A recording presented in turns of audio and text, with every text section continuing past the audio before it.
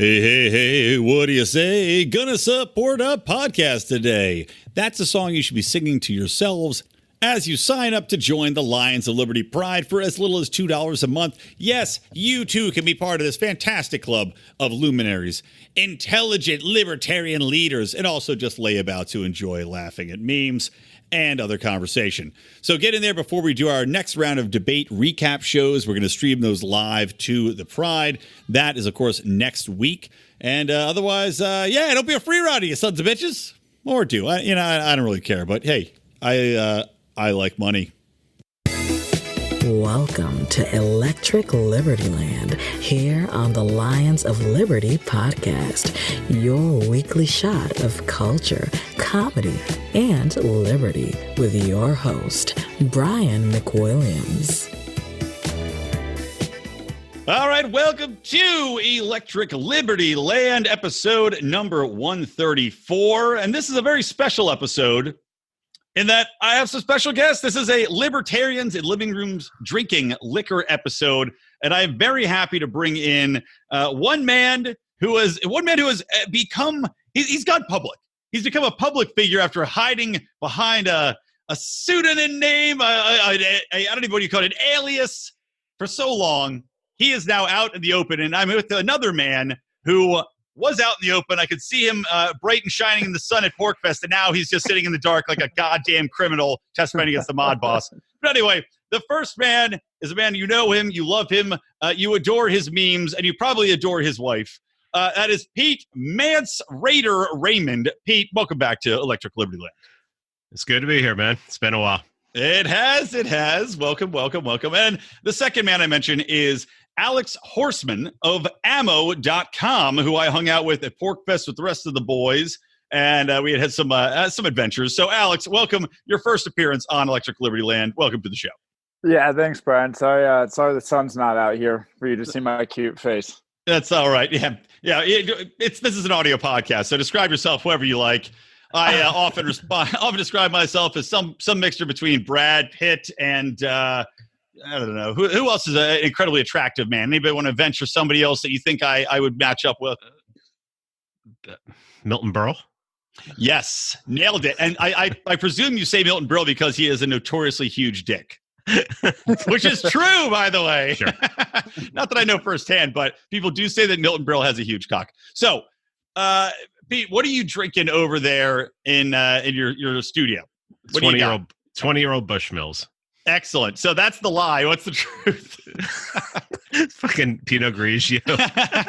It's all right, man. Hey, I'm drinking the same thing. I'm drinking I think it's like a very light rosé, and I usually drink martinis on this show or beer, but I'm out of beer because I've been trying not to buy as much beer at home. So I'm trying to pare down a little bit of my little tummy sack here. So I usually drink straight martinis, but my wife's giving me the hardcore biz because we're recording this on a Tuesday. And she's like, I don't want you getting martini hammered on Tuesday night because then I got to deal with it. So I've downgraded to wine. Anyway, Alex, what about you, man? What are you drinking? Cheap champagne. I actually, wow. This is all we have in the house. So that is what I had. I had to fit. I had to drink something, and that's all we had. I applaud it. I applaud it twice as much because, frankly, that's going to give you the worst hangover of the three of us by a million. I mean, very true. Nothing beats cheap champagne, man. The bubbly, you're going to be feeling those bubbles in your brain tomorrow morning, and you're going to be puking up straight sugar. So enjoy. Thank you for the vote of confidence. Yeah, well, I appreciate your sacrifice. Thank you for your service. So Pete, I still want to call you Mance. I prefer Mance.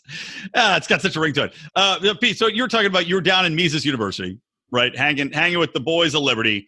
And tell me a little bit about that. Tell me your grievances. Tell me your any adventurous stories you want to share with us before we start hitting the hard topics here on this drinking episode of Electric Libertyland. There is a lot of alcohol at Mises University. There are abundant amounts of alcohol. Is it like it's in Alabama, right? So is it like moonshine? Yeah. People are pulling out of their the crooks of their shoes. Does anybody have a wooden leg with a cork in the side of it? Because that would be the fucking best. Actually, they had kegs of Yingling, which is pretty my favorite. You just said that my favorite thing I've ever heard. Kegs of Yingling, and then just random bottles of wine. sitting around. And then, there's a college bar right next door. So we'd shoot over there, and then there's hotel bars. And then there's a lot to do there as far as drinking goes. It is a college town. Well, I was going to say, but this is like, is it in Auburn? Like Auburn, like the huge school everybody knows Auburn? Dude, the Mises, when you walk out the front door of the Mises Institute, the stadium is across the street. Oh, interesting. Wow. And you walk and libertarians walk out, they see the stadium, they're like putting up fucking crosses like vampires.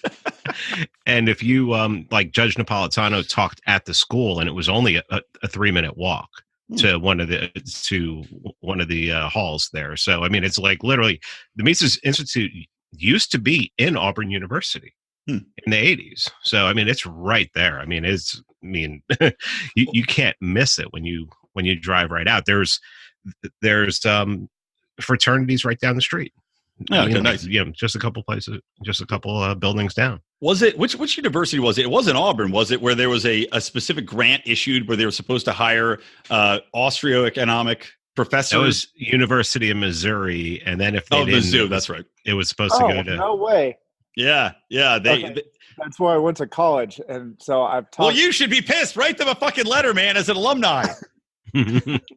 So it didn't get passed, or what? Tell me the story. Oh, dude, Alex, listen to this shit. So basically, what happened was that this, very wealthy man, is a multimillionaire, left a large grant to Mizzou, and basically said, you need to hire professors that are economic professors, or I guess it could have been primarily economics, but they have to be Austro-economics centric. They have to be disciples of Mises. They have to really be well versed, and not just versed in it like they know what it is, but actually be people that are advocates for it. And that was what he stipulated. And they're like, okay, great, we'll take the 20 million, pretend they're going to hire people, and then they hire 4 other professors or whatever it was that have zero basis in Austro-economics. They have zero basis in Mises, and no knowledge or interest in teaching it. So basically, now they're saying, well, screw you, give us the money back. We're not going to go with this because you didn't hold up your end of the bargain. And one of them is anti-capitalist, and his thing was if they didn't do it, the money went to Hillsdale College. Right. So Hillsdale College is actually the one that's doing the suing right now, because obviously the money should go to them. Because they decided, we're not going to have any people who believe in capitalism teaching here. Mm-hmm. By the way, I just noticed I for some reason, maybe I've already had too much wine. I wanted to keep going. I wanted to say like the Austria-Hungary Empire. Every time I said, instead of just saying Austrian economics, I wanted to hyphenate it. Anyway, sorry, Alex, go ahead.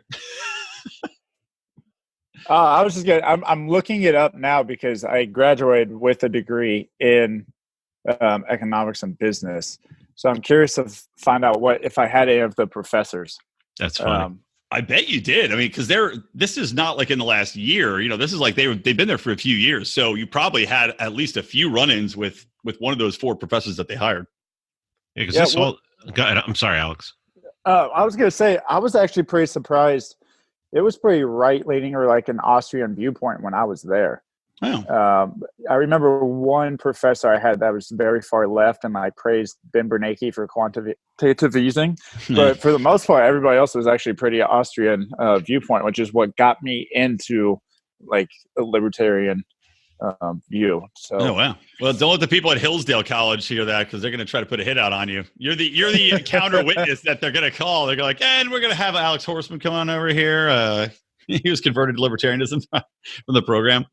I also read I read about my professors a lot before I chose classes. So maybe I put myself in biased classrooms as well.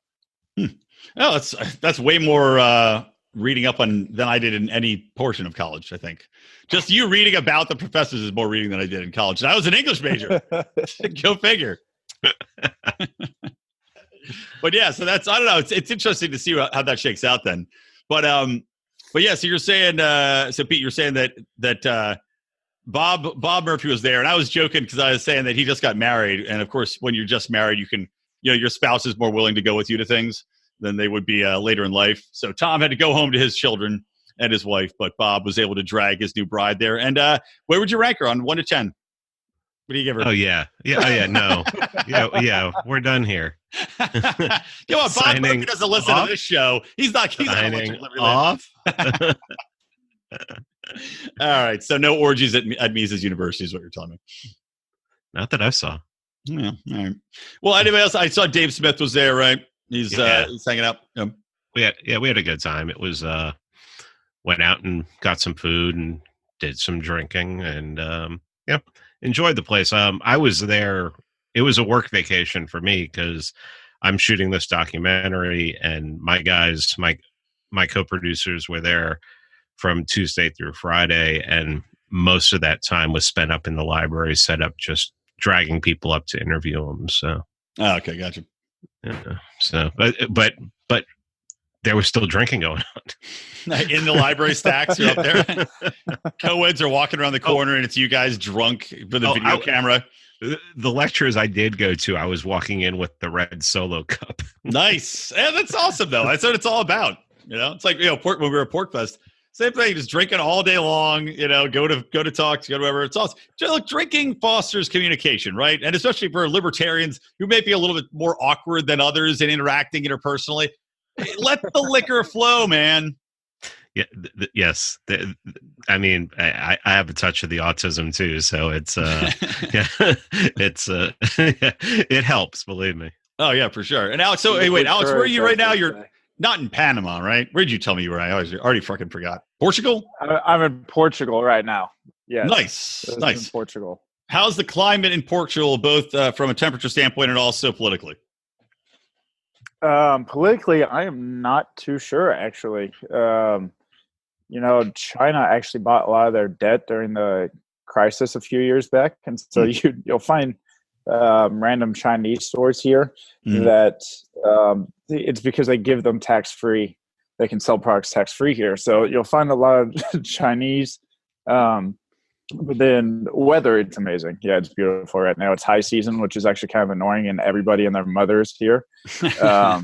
But it's still beautiful. I can't complain. Yeah, nice. Because I was wondering, what's it like, that you're, so Portugal's what, right next to Brazil? No. Portugal's right next to Spain. Spain, that's right. Well, it says, I know the Brazilians speak Portuguese, but that's because they got invaded by Portugal, right?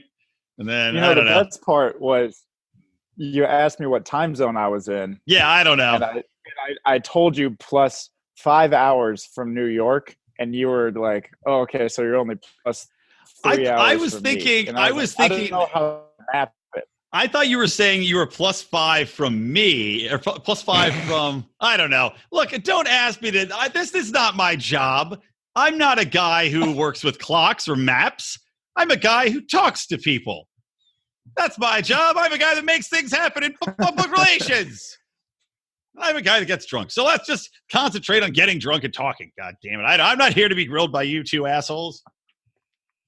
All right. Well, with that.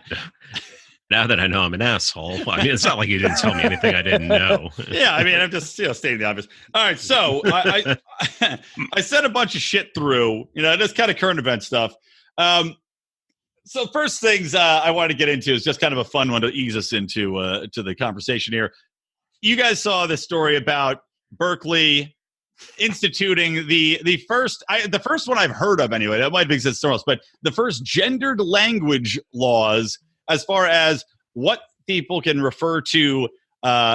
Manpower is a word. Manholes. No more policemen. They're not allowed to refer to these things by their known names in municipal codes. So now manhole will be replaced with maintenance hole, and manpower will be replaced with the junior neutral phrase that rolls off the tongue, human effort. Gentlemen, what are your thoughts on these fantastic advances for our society? I'll go with Pete first, and I'll go to Alex. Well, I'm just thinking of what my nickname would be now since it's Mance. So what is Xantz? Maybe like or an X Xantz? I mean, only you can only get away with this in a college town. I mean, try to come to Atlanta and get people to do this.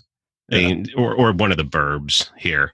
And this is just ridiculous. I mean, it's just, I mean, when I see this, I mean, I can tell, I knew it was California. Oh yeah. I mean, you just, it's an easy guess. I mean, this is just, it's really just people pushing to see how far they can go and what they can get away with.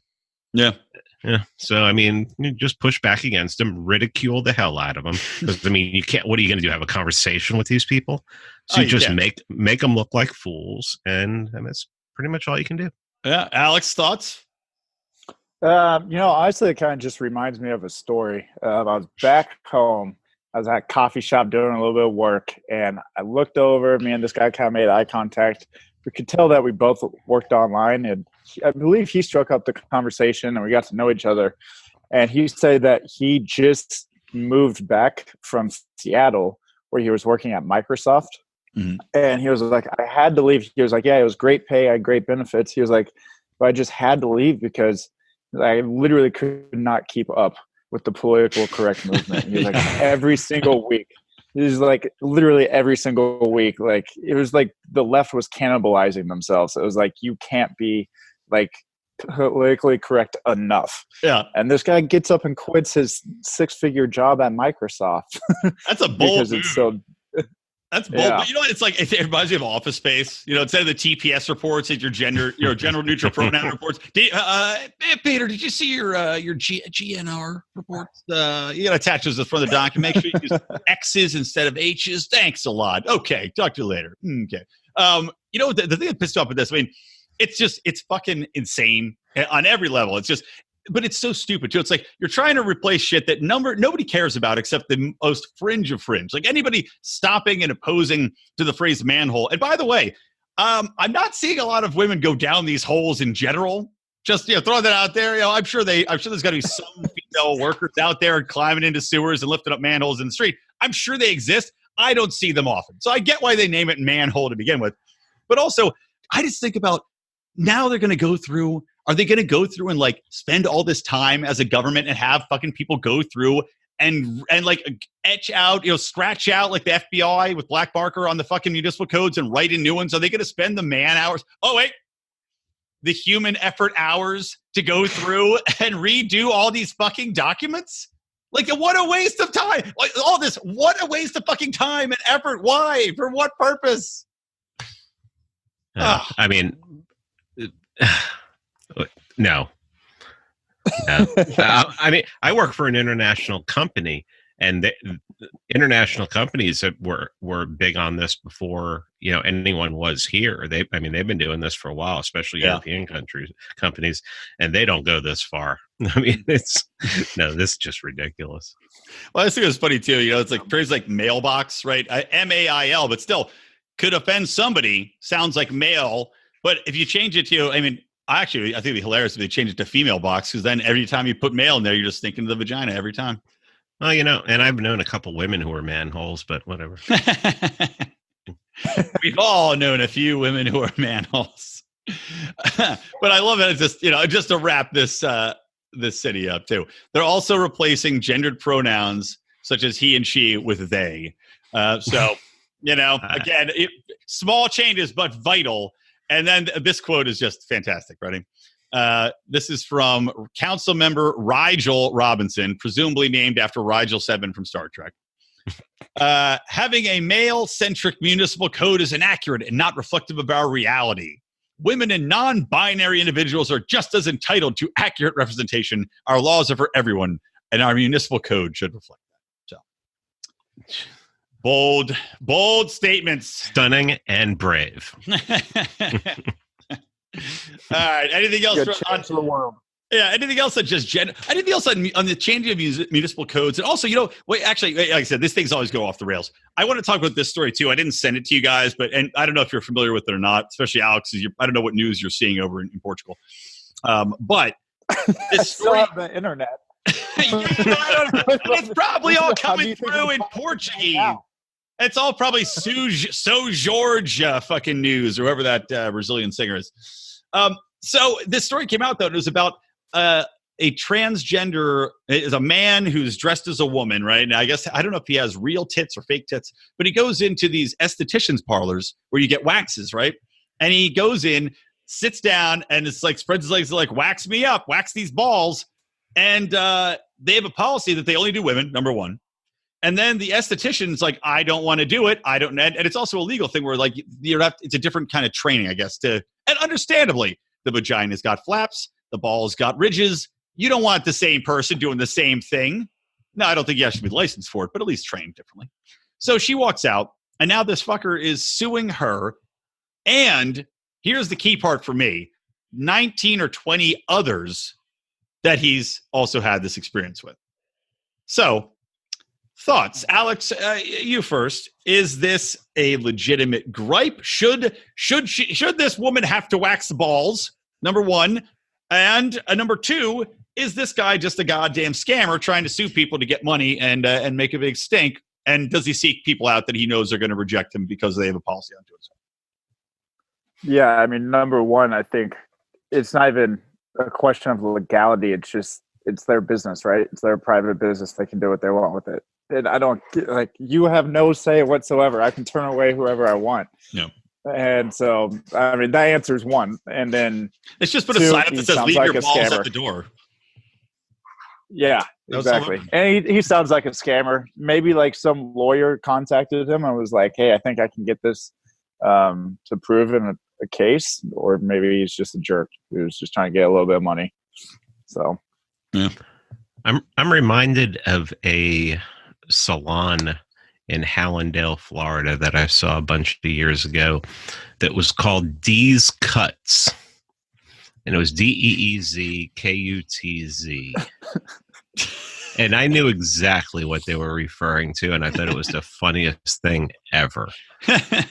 But I mean, what do you just walk through the front door and just fucking drop your nuts on the counter, and it's like, here we go. Yeah, I mean, how about these? Is it better? That would be better though than like the bait and switch or the taint and switch, as it might be. I doubt anyone in that place was going, oh yeah, that's a check. No, yeah, it's true. If you see this guy, I don't have the story in front of me. I could pull it up, but I'm too lazy to do it. It does not look anything like a woman. If we're being honest, it looks like a man in drag, very much so. And which I completely support, unless you're going around and like bakery shopping to get someone to bake you. I mean, that's exactly what this sounds like. It sounds like just running around trying to get attention for themselves. And hey, maybe this person will be doing a rap song or something like that. But I was going to say earlier about the whole gender pronoun things. It helps me out a lot because I can't remember people's names. So I'm always just like, hey, you there. Hey. That's true. It is a brave new world when it comes to referring people as, and Tiger is good for anything. Anybody. Champ is good. Buddy, though, will get you in trouble. No more calling people buddy. But yeah, it does seem like this person, like, I think we're all on the same page here. It seems like this is a person looking to get a reaction, looking to get a lawsuit going, because it's like when you see 20 people on a lawsuit, and it's not like a company, it's like 20 different individual estheticians. Like, how many places did you go to get these 20? It's like, well, I want to hear that. What were the stats? How many places did you go? They were like, yeah, we'll wax your balls, whatever. Not a big deal. And yeah, do what you want. I don't care. Dress how you want. Wear what you want. I don't give a shit. But yeah, it's a private business. They can turn you away. And it's like one of those things. It's like you're aggressively trying to make your lifestyle choice into someone else's problem from a legal standpoint, which is bullshit. Well, and guaranteed that they found places that would do it. Oh yeah, yeah. I mean, I'm a capitalist. I mean, now if I owned a place that would do this, and the people who work for me said, "No, I'm not. Yeah, I'm not doing it," then I would respect them, but I would surely pull them aside and say, "Please do that, because I like money." Right, exactly. And or maybe you have a specialist that's just like, I'll do them both. I don't care. It's like anything. I'm sure of any job, you manage people. Alex, I'm not sure if you manage people or not, but people have different preferences as far as what they prefer to do or not do. I mean, when I was in kitchens, I was like a quasi manager.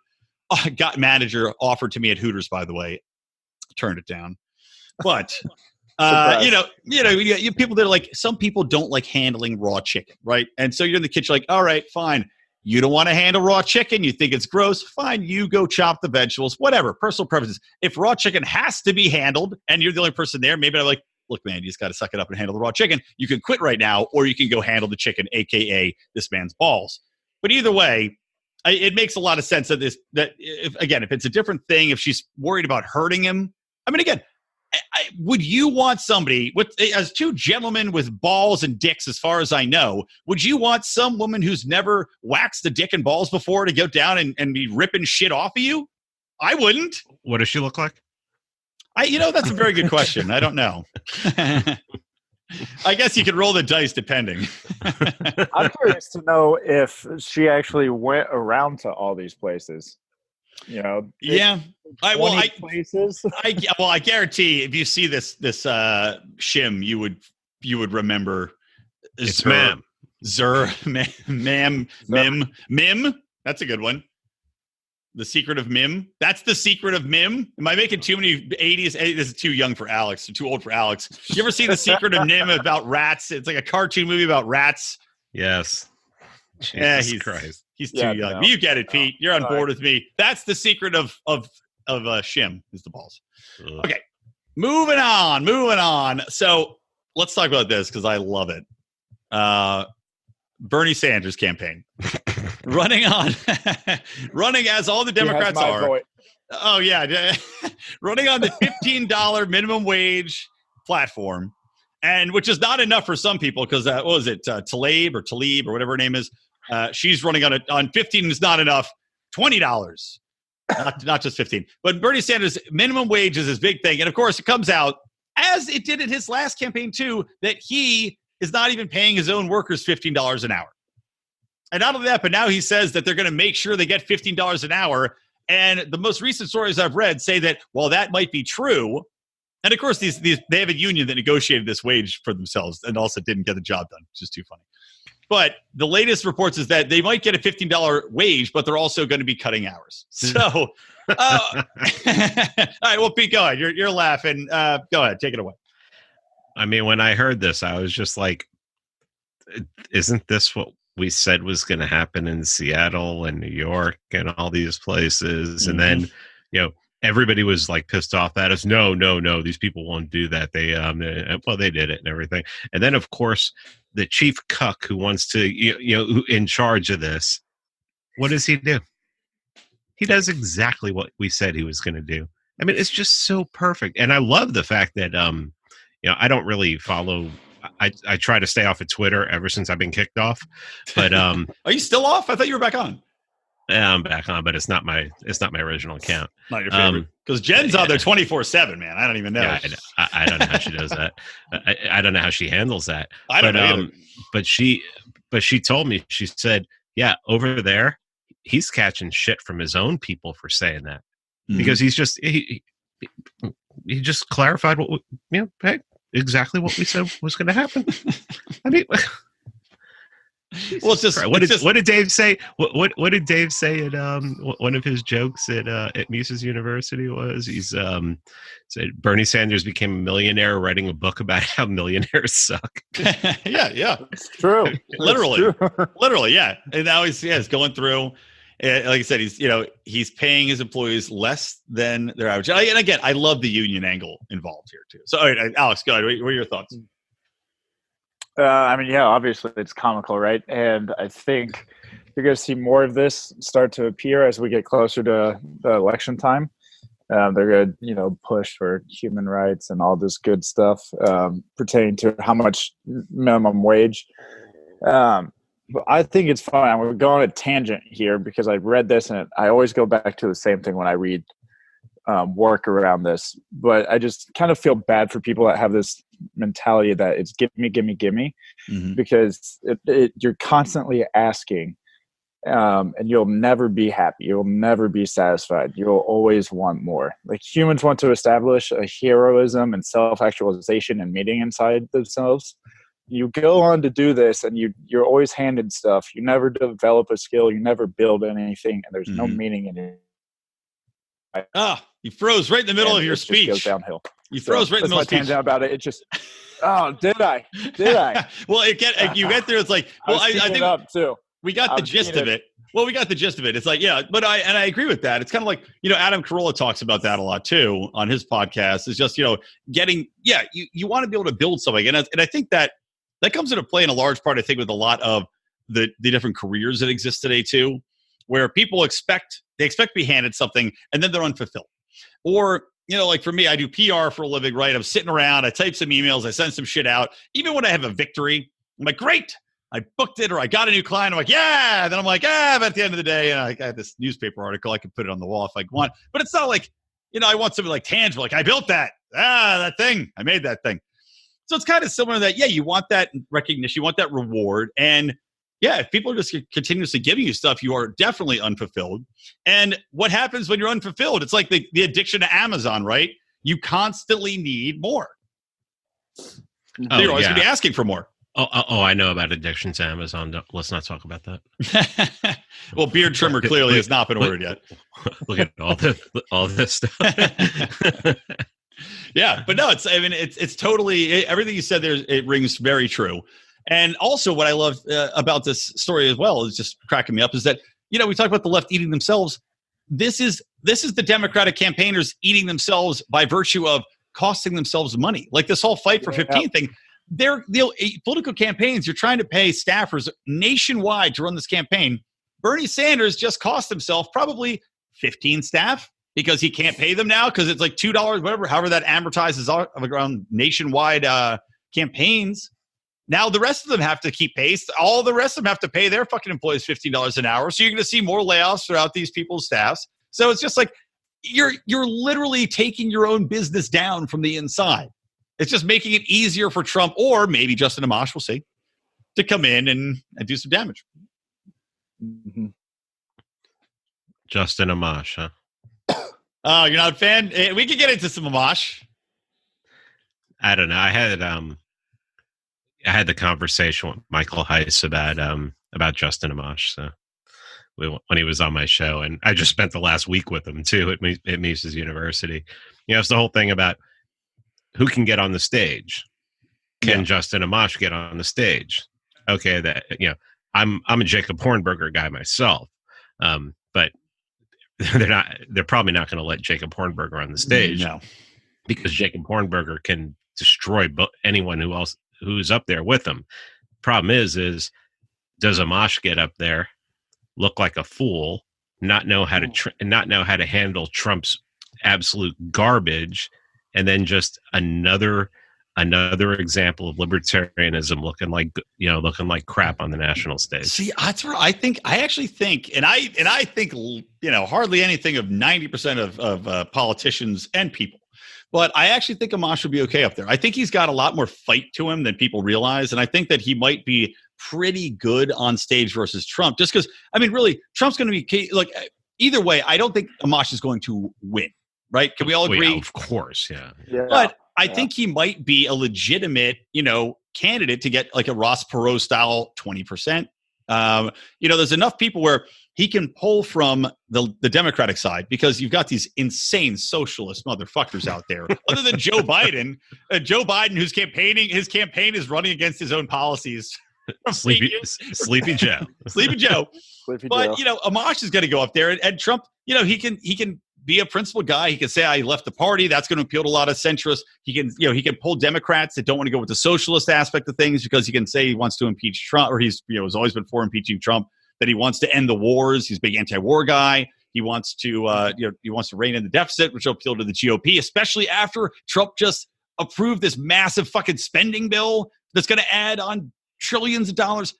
I'm telling you, man, if there's a time, I thought it was last election, but Gary Johnson derped it up out there with fucking Bill Weld, jerking Hillary Clinton's cock off in the back. Derp is very kind. That's very kind. That's Gary Johnson's religion. It's called derpism. You go to the top of a mountain and then you just fall off. I'm better than him high than when he's sober. Oh God, totally. He's totally terrible. Can you? Have you ever seen interviews with him when he's high?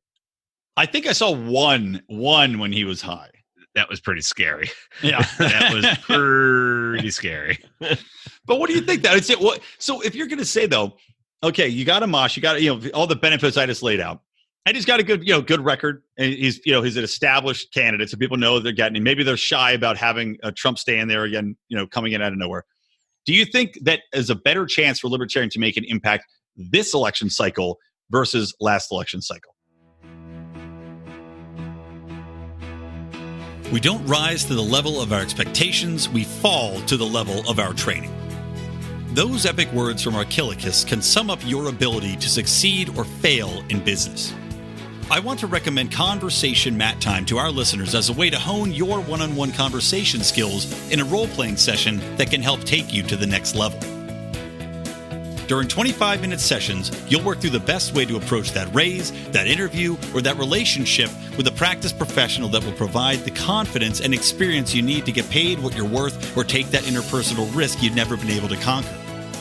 Just like in jiu-jitsu, the difference between a novice and a black belt is mat time. Train to win. Visit conversationmattime.com and take advantage of a free 15-minute consultation just for listeners of this show. Got out. 10 more seconds of dead silence, please. Okay. I would say yes, but the thing is, I don't have a lot of confidence at all. We still have yet to hit the double digits. We were about to do it last year. And it didn't work out, so I'm not going to put money on it. I would say yes, but I wouldn't be surprised if it didn't happen. Here's the thing. It's how do you handle yourself when Trump starts talking about his dick?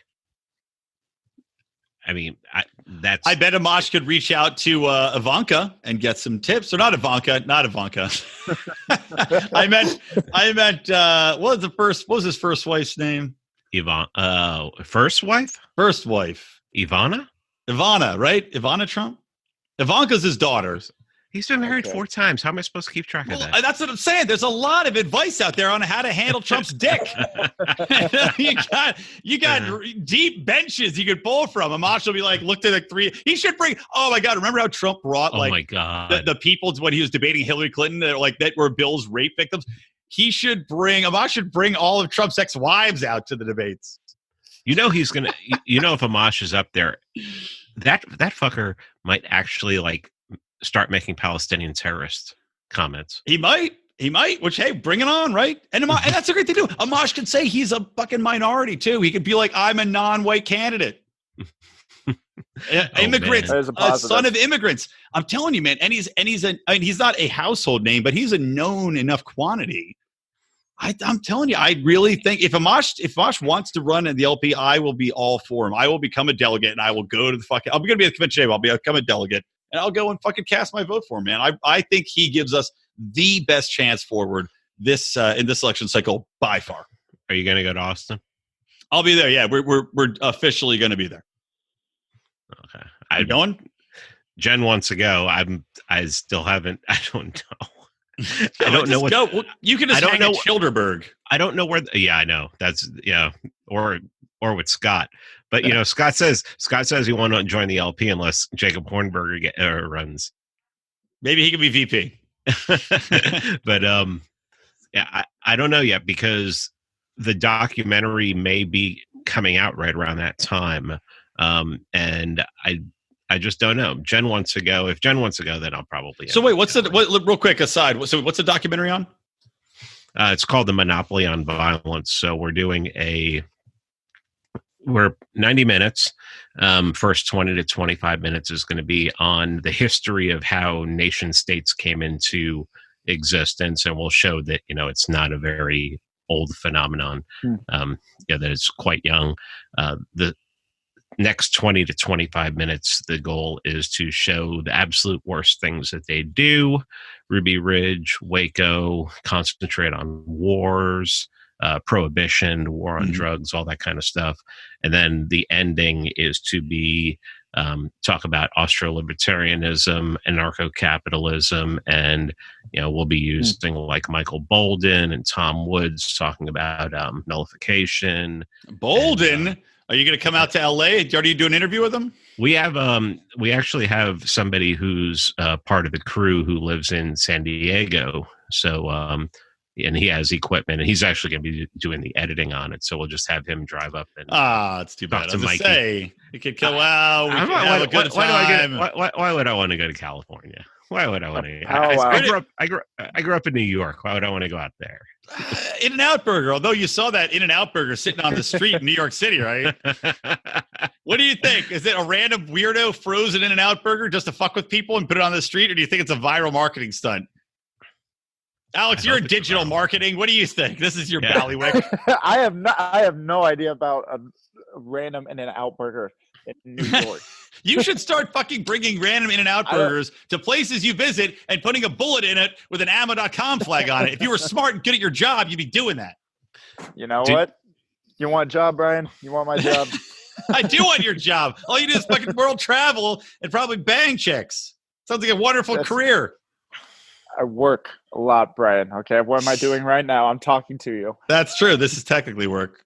You can visit our website and go to the ammo.com banner. Get 20% off. There's a plug. Yeah, there you go. All right. Well, anyway, so yeah, I'll have you back on when the documentary comes out, obviously. But no, I will. No, I'm definitely going to Austin. I'm definitely going to the LNC convention, and yeah, man, I don't know. I would be excited for Amash to get in there. I think we'd get far more traction with Gary Johnson, and unlike Gary Johnson, Amash, he knows his shit, man. He doesn't really get fucking tripped up much. I mean, he's a really smart dude. No, and I understand that. I think Amash is great on the. I mean, he's not an ANCAP. I know on the issues. I think Amash is great. I just worry how anybody reacts when he goes into lunatic mode. I mean, if you can take down a sociopath like Hillary Clinton, I mean, if you can make her choke on her own words and just not know what to do, who knows what you can do with somebody who actually has a conscience? Yeah. I mean, it would be kind of, it's a good argument, man. He took down a friggin' serial killer, you know. That's true. That is true. Point. All right. Well, I'm going to skip over one. I'm going to skip over the House blocking arms sales to Saudi Arabia, or they're voting to block it, which that just sounds way too serious. It does. It really it's irrelevant because Trump will just veto it anyway. So let's skip over. That guy sucks so much Saudi dick. It's ridiculous. Oh, it's fucking. He literally sucks that giant glowing ball they have that he's touching.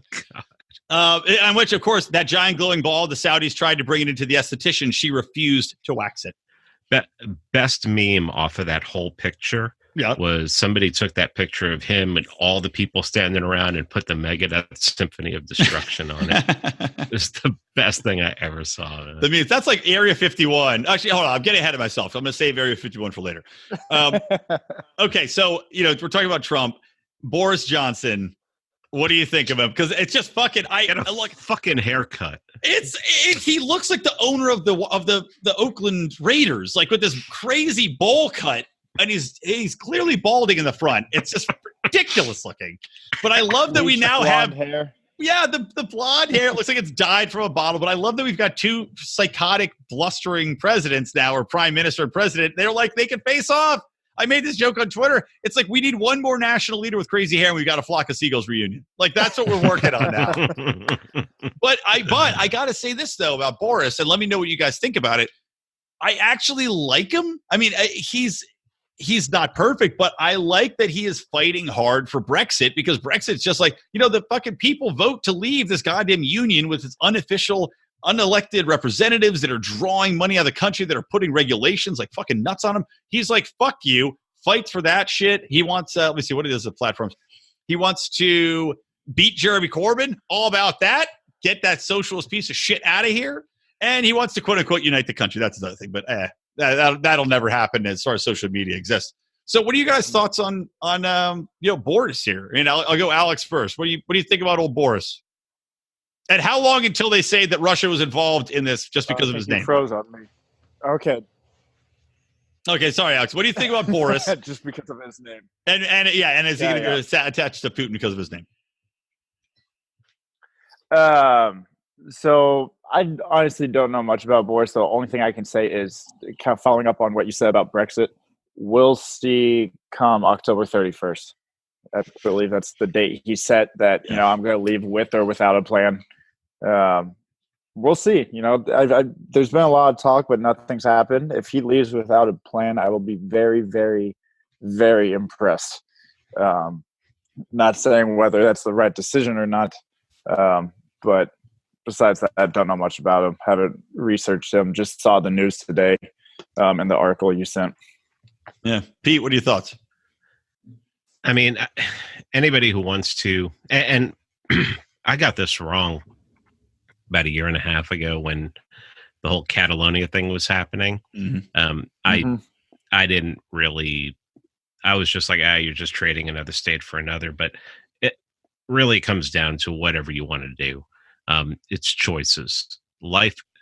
Liberty is about choices. If they choose to separate, I think it's going to be really difficult for them.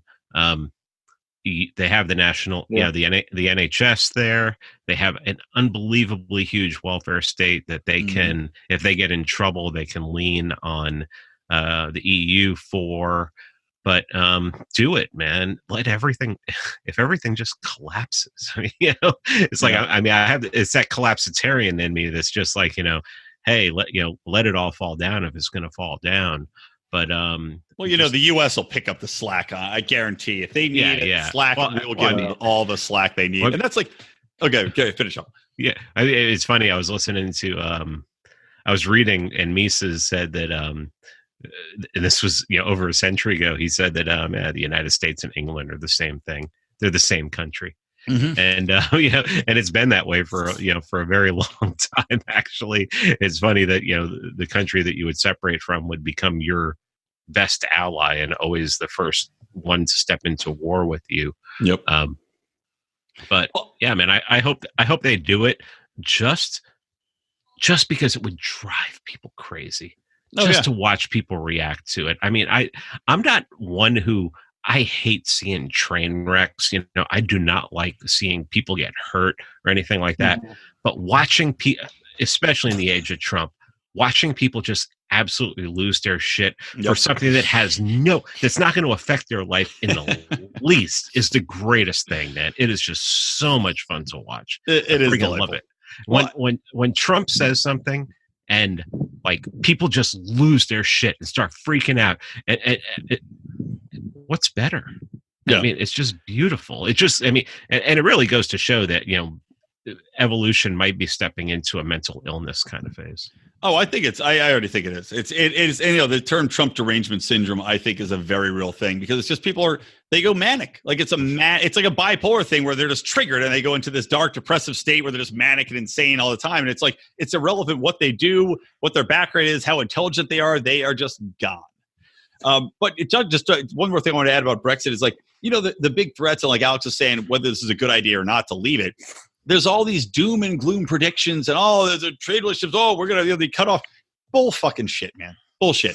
This is like pretending that that capitalism is not alive and well, that trade is not alive and well, that people have too much to lose by not trading with England. Now, America will pick up the slack, but to say that they're going to have chaos and everything's going to collapse on itself, as much as I agree, it can be interesting to see. It's not going to happen. It's not going to happen. All of this is pure bluster to try to fucking scare people into staying into the EU. It is going to fucking and the EU is going to collapse because you already got Italy, right? They're like, fuck off. You've got, there's another nation state that was like, fuck off. All this shit is going to break down. Maybe you're going to have Germany and a couple of the other ones will stick together, but the rest of them are all going to be like, nah, peace out. We're done. All right. I got something for you real quick. To go off what Pete was saying was he loves seeing people with Trump deranged syndrome. And you asked me earlier about the politics here in Portugal. It reminded me, we went to, a couple of buddies went to a concert last weekend and then also the weekend before that, 2 completely different concerts. At each of those concerts, there was at least 2 artists who started like a F Trump chant or some sort of like impeach Trump. And I was like, I am in Lisbon, Portugal right now. Why do they care? Why do they care? Why is this happening? How many Portuguese are fucking trying to sneak into America? It's not like the immigration thing has anything to do with them. Portuguese people just like, come on in. We like Portuguese. Come on in here. Yeah, it's fucking ridiculous. Fucking ridiculous, man. Fuck you.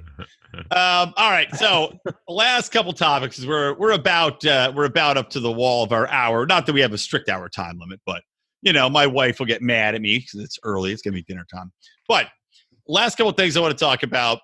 It was the anniversary of the moon landing, right? 50 years. Did we land on the moon? Yes or no? And in my secondary theory, did we land on the moon? Yes or no? And do we already have bases on the moon? Who wants to start? Go ahead. Oh, I was ready to tackle the first question, but not the second. See, it adds a twist because you're like, okay, fuck that. No, we didn't land on the moon, but what if we did? And instead of keeping it a secret, building bases on the other side to take advantage of the geography of it, to go farther out into space, to drop bombs on other countries from the dark side of the moon, to mine the shit out of the moon. How do we know that the moon's even there? The backside of the moon might be mined hollow by now. I'm not make you go. Alex Horsman, not Alex Jones. I'm not big into these conspiracies. Give me a real-time reaction. All right, fine. Just answer the first question. Did we land on the moon? Yes or no? Yes, we landed on the moon. All right. Pete? We did not land on the moon. We can't make it through the Van Allen radiation belt. And the bases on the other side are the lizard people. Hillary Clinton goes home. A children's story I'm writing about her going back to the dark side of the moon. All right. And then, so we're talking about lizard people from the moon. Perfect segue into this question. No, lizard people, not Lisbon people. Okay. Not Lisbon people. Although Alex, you'll report back to let us know if the Lisbon people are lizard people as well. Will do. Area 51. Will you be storming Area 51? And is there evidence of aliens at Area 51? Whoever wants to start, just start yelling. All right, I'll go first. Okay. I will not be storming anything there.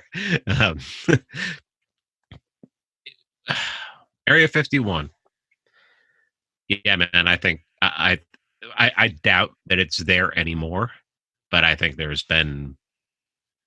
I mean, all those movies like Stargate, things like that. If you're familiar with the term, well, I was going to say limited hangout, but that really isn't really probably applicable to something like that. But when they put out Stargate, which was one of my favorite movies, one of my favorite TV shows. Kurt Russell, Libertarian. Yeah. Really love Stargate Atlantis. I've friggin' 5 seasons of perfection. I mean, amazing. But when they said NASA, NASA's really not going to do anything anymore. We're not going to do anything. I got it in my head that what they were doing was they were putting Stargate out there because there was like some kind of something to it. Yeah. All right. Interesting. Well, I will say, actually, no, Alex, go. You gonna storm Area 51? Is there alien evidence there / do aliens exist?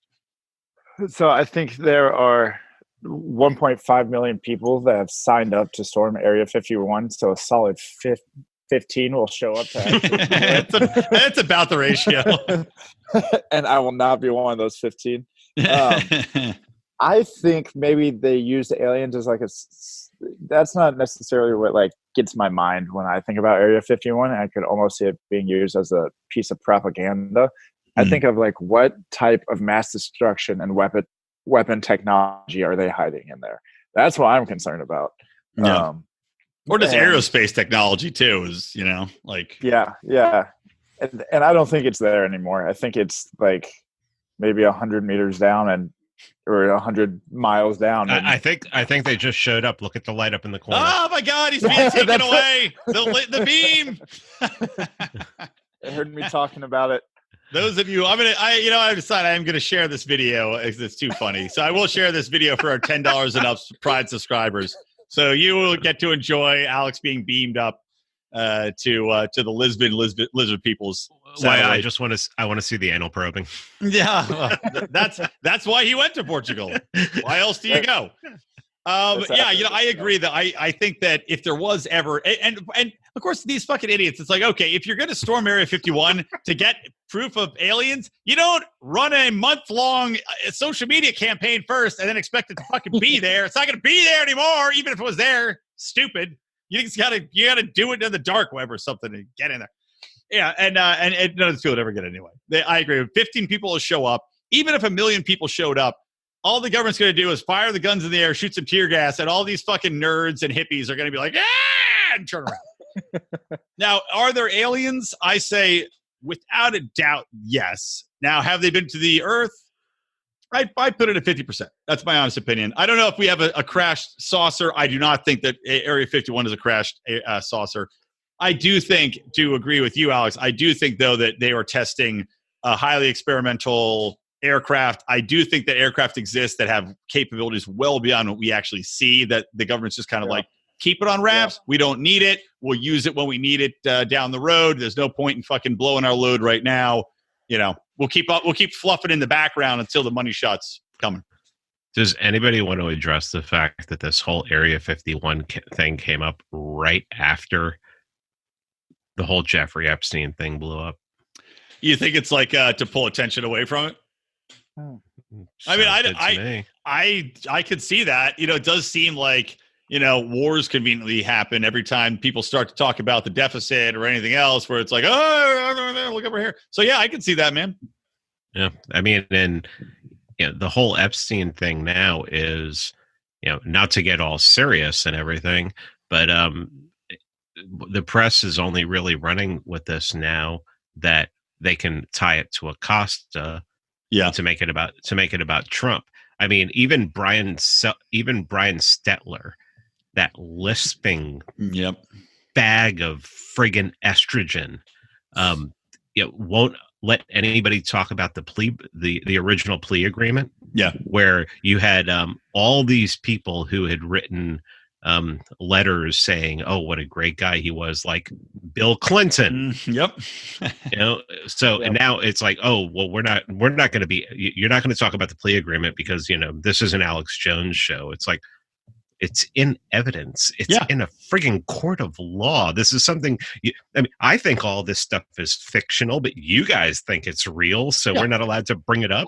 Well, how about the connection with, you know, Alex Acosta? He's like, I only excused it because I was told from a higher source that he is above my pay grade and he is an intelligence asset. Yes, he's an intelligence asset. How about we talk about that? He was working. How about this? He was working at teaching calculus and something else. I can't remember what else it is at a high school, even though he dropped out of college. Yeah. And the headmaster of that high school was Bill Barr's father. Oh, that I didn't know.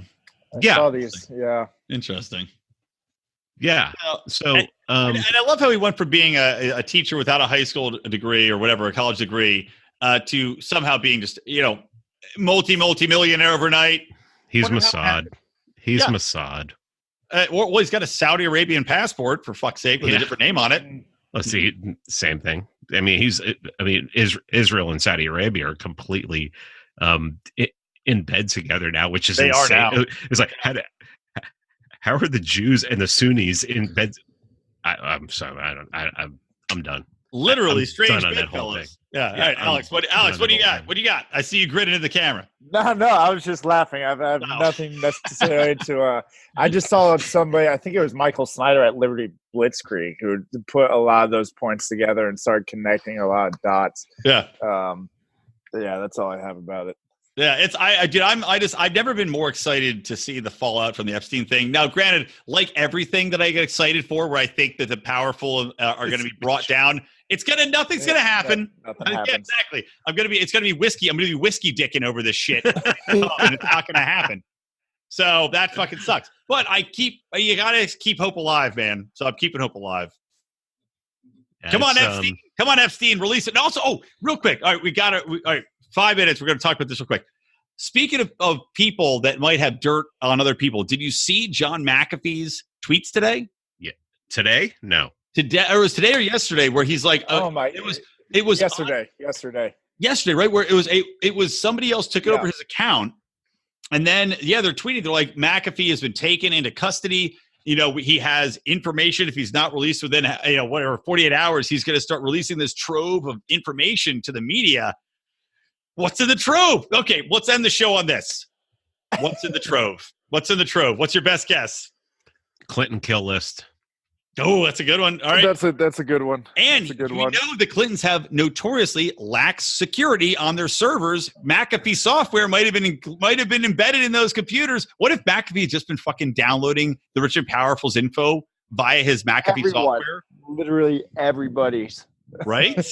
All right, Alex, what do you think? What's McAfee? That's actually, I might agree with you there. I think that's a pretty good way to put it. I know he sold the company, but maybe he's got some software, and he's just got all the billionaires and all the Wall Street and politicians. He's got everything they ever said.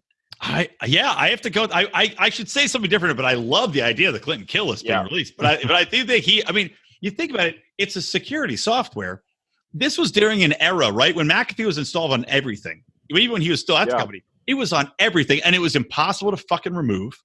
I remember that. It was impossible to get off your computer. And people weren't sophisticated enough to know if there's backdoors in those. Oh, the backdoor. Oh, they all had backdoors back then. I mean, they still have backdoors now, but the backdoors now are run by DHS and those have they access. insist. But back then it was personal. I mean, these guys would brag about how they had backdoors and how they could collect all this information, all this personal information. I guarantee, man, that's what he was doing. So I am excited. Okay, so if it's not, let's see, what else can I reveal? It's not the Clinton kill list. I'm going to go with, instead of the Clinton kill list, I'm going to go with, well, the real JFK shooter probably wouldn't be accessible, but maybe it's in a government file. JFK shooter? I would say it was information that was traded since the internet. Since probably 1992. Yeah, probably. How about He's then? Definitely the man to prepare for this. How about this then? How about this? Communications that are revealed, taken from government servers or wherever, or high people servers that definitively say that the United States knew that the attacks on 9/11 were going to happen. That would be a good one. That would be an impressive one. I mean, what would happen to the country? That's nothing. Fall on deaf ears. Everybody they'd voted somebody else that's still gonna fuck them in the ass. That's what happened. It's all the same. No lube, sand in the Vaseline. So who do you want to get fucked by? All right, well, gentlemen, I'll wrap it on that. This was a pleasure.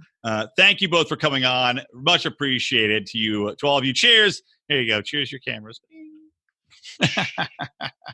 Awesome, guys. So again, Pete, Mance, Raider, Raymond, thank you for coming on. Of course, Pete, give your plugs where everybody can find you, listen to you, see you. As of yesterday, I became the managing editor at libertarianinstitute.org. Congrats. I saw your post about that. Thank you. So anybody who has any submissions, sending them on over. There's a submissions tab up there. Free Man Beyond the Wall podcast. And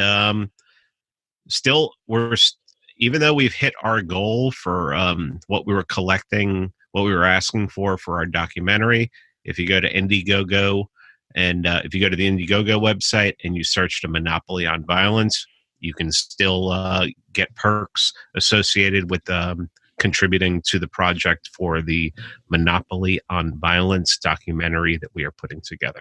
How much is it to get a producer credit for Lions of Liberty? $500. Done. Fucking done. We have, and check this out. We have 20 people who have signed up at that level to be producers for this. That's awesome. There are a lot of people that are excited about this project. That's awesome. I want like an animated Lions of Liberty graphic, though, kind of like the MGM Lion. You know, like they have a million graphics at the start of movies. I want the MGM Lion, but with the Lions of Liberty logo going at the beginning of it. You just have a have your own title card with Lions of Liberty podcast. Yes. And all right. I'm going to talk to the boys about this. Unless Abo.com wants to sponsor a Lions of Liberty production of Monopoly on Violence. Alex, talk to your boss. All right, Alex. we get like a 2-for-1 deal. Yeah, exactly. All right, Alex, I already said ammo.com, but talk more about ammo.com, where they can find you and what you guys stand for real quick, in case people don't know. Yeah, so ammo.com is an online ammunition retailer. We are freedom fighters, which is why we sponsor podcasts such as Lions of Liberty, Pork Fest, FECON, and then as well, we voluntarily donate 1% of every sale to a pro-freedom organization. So when you buy from our website, you're going to see 16 organizations drop down as soon as you check out, and you choose where that goes. One being Mises, there's Feed, there's FFF. So I know you said you like Jason Hornberger. And we have a number of organizations on there. And you can find us pretty much on every form of social media, just ammo.com. And then you can email me at alex@ammo.com and get your discount using the Lions of Liberty landing page. Yeah, that's right. Can I ask a question? Yeah, of course. Are you the original owner of that URL? No. Okay, I didn't think so. you don't look 50. What is it? It's our landing page is just ammo.com/Lions of Liberty, right? Yep. Yeah, okay. But just making sure, there's no underscores or anything. Like Brian McWilliams or something. Yeah, I mean, people would probably go there first. Popular. All right, guys. Well, again, thank you both for coming on. This has been as fun as I would have imagined it would be. So, guys, make sure to check out ammo.com. Make sure to check out Pete at Beyond the Wall. I said Behind the Wall. And Libertarian Institute. And that's it. So, from all of us, from the Lions of Liberty, from me, Brian McWilliams, and from Electric Libertyland, always stay plugged into Liberty.